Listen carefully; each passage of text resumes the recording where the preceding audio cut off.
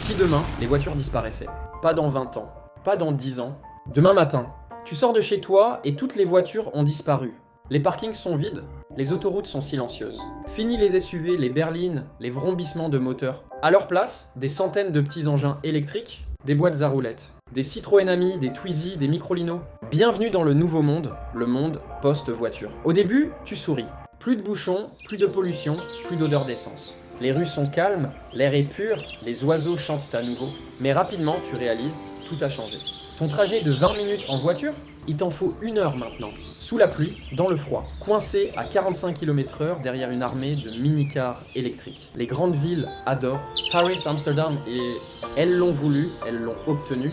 Des zones à faibles émissions, des routes réservées, des voitures thermiques interdites. Ce qui paraissait impensable est devenu la norme. Les géants de l'automobile ont muté, plus de moteurs rugissants, juste des cubes électriques aux batteries recyclées. Et ceux qui refusent de s'adapter, mis à l'amende, marginalisés, bannis des centres. Ce monde se voulait vert, propre, durable, mais à quel prix?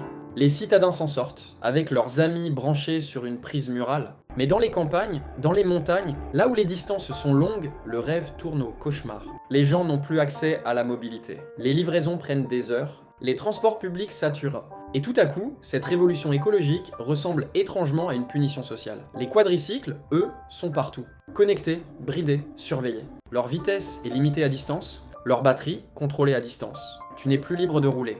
Tu es géré, calculé, optimisé. Chaque trajet, chaque recharge, chaque mètre parcouru est enregistré. Bienvenue dans la mobilité intelligente, ou plutôt la mobilité contrôlée. Mais le plus troublant, c'est le silence. Ce silence oppressant dans les rues.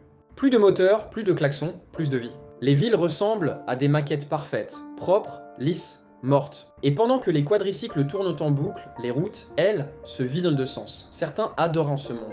Zéro émission, zéro bruit, zéro stress. D'autres y voient un piège. Un futur aseptisé où tout est lent, limité, rationné. Où la vitesse, le plaisir, la route libre appartiennent au passé. La question n'est plus de savoir si ce futur est possible, c'est de savoir si tu veux y vivre. Serais-tu prêt à renoncer à la liberté pour un air plus pur ? À échanger ton volant contre un algorithme? À choisir la sécurité plutôt que la vitesse? Ce monde sans voiture, c'est peut-être le nôtre demain. Et quand ce jour viendra, il ne s'agira plus de se demander comment on roule, mais jusqu'où on est prêt à se laisser conduire. Alors, dis-moi, tu veux vraiment d'un futur sans moteur, sans bruit, sans liberté? Ou tu préfères le rugissement d'un V6, la route ouverte et le risque qui va avec? Parce qu'au fond, la vraie question, c'est pas quand les voitures vont disparaître, c'est qui a décidé qu'elles devaient se le faire.